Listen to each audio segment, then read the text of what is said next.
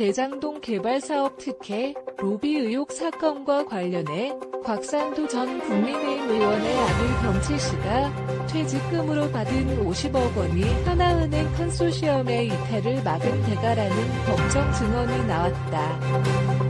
1. 서울중앙지법 형사합의 22부 부장 이준철은 특정범죄 가중처벌 등에 관한 법률 위반, 뇌물 등 혐의로 기소된 곽 전 의원의 2차 공판기일을 진행했다.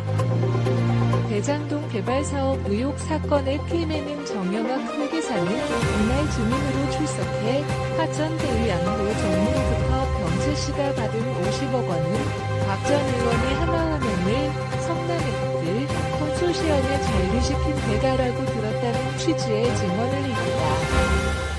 경쟁사인 산업은행 컨소시엄이 하나은행 측의 화천대유와 컨소시엄을 깨고 참여를 권유하자 하나은행이 이탈하지 않도록 곽 전 의원이 영향력을 행사했다는 설명이다.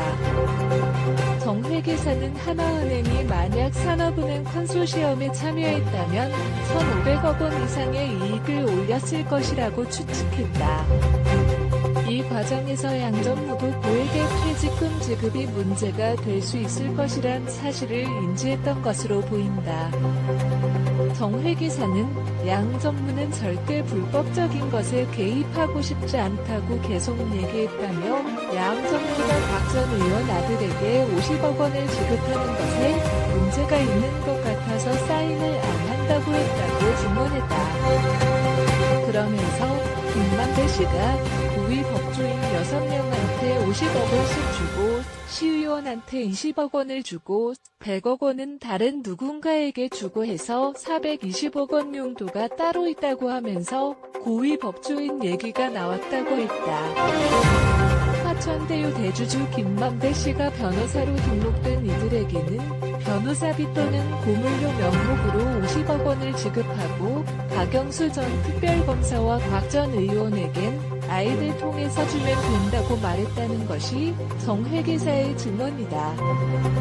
이날 재판에선 곽 전 의원이 2018년 11월 서울 서초구 한 음식점에서 함께 식사하던 도중 많이 벌었으면 나눠줘야지라며 김씨에게 돈을 요구했다는 증언도 나왔다.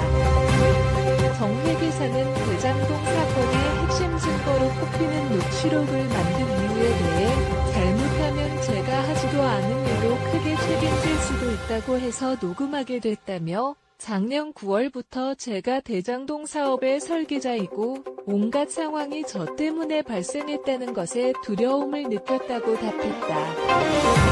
곽 전 의원은 오전 재판을 마치고 퇴정하는 정 회계사를 향해 정영학, 왜 이렇게 거짓말을 해라고 고성을 내기도 했다. 이에 재판부는 상당히 부적절하다. 공판회에 그런 행동을 하는 것은 안 된다며 경고했다.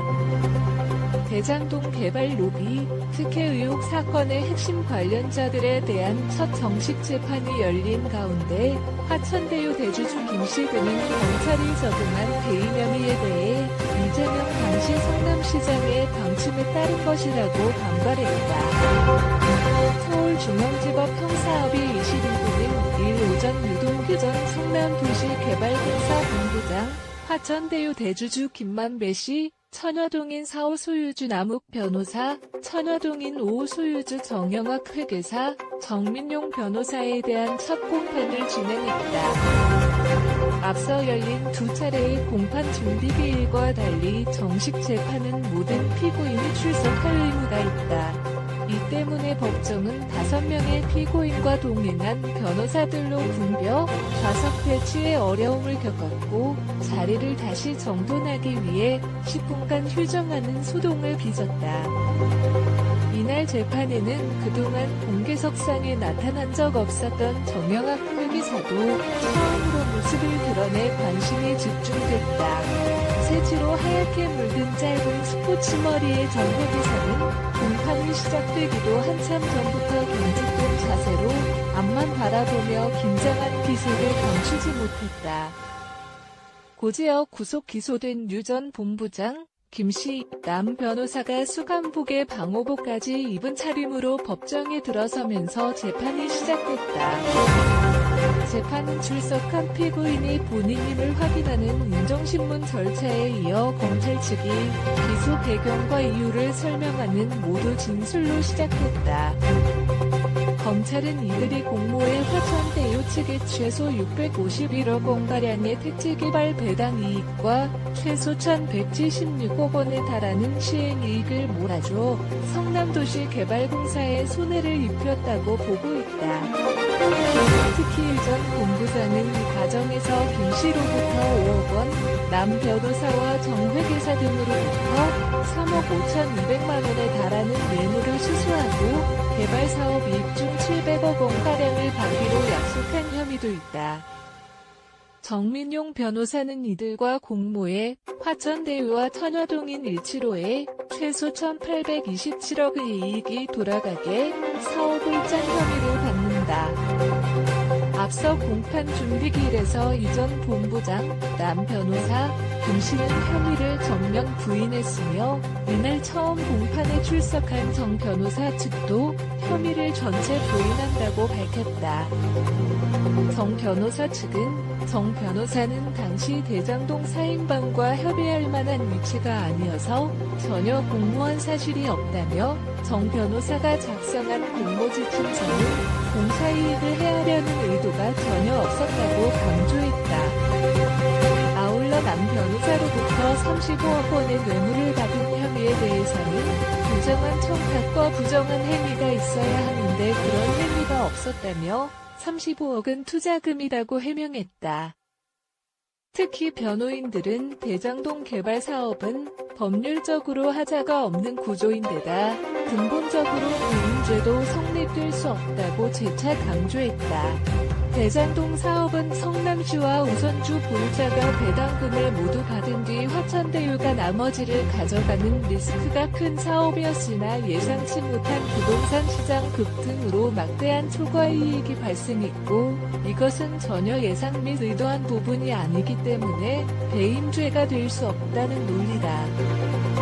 김씨 측 변호인은 모두 진술에서 성남액들이 2014년 당시 공동주택 택지 가격을 평당 1,400만 원으로 산정한 것은 그때 기준으로 지극히 정상이었다며 당시 산업은행 컨소시엄 산정 금액은 평당 1,300만 원, 메리츠증권은 1,000만 원이었다. 그럼 이들은 더 큰 배임이냐고 반문했다.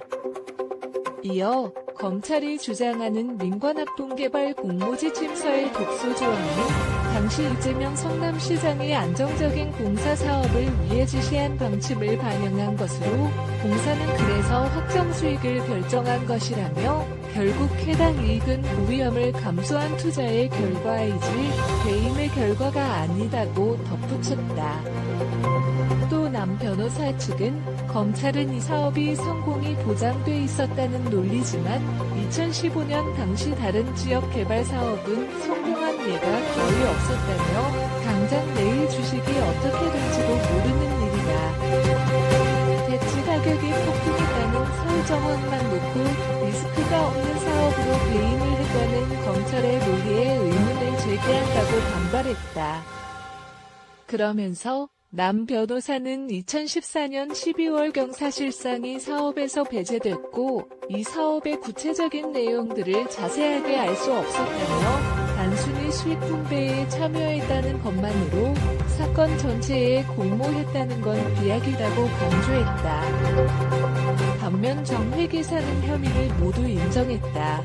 정 회계사 측은 우선 협상자 선정 일련의 과정에 관여해 우려와 혼란을 야기한 점에 진심으로 잘못을 뉘우친다면서도 다만 일부 공동 피고인들이 정 회계사가 개발사업 관련해 모든 일을 주도한 것처럼 한 진술은 전혀 사실이 아니다고 덧붙였다.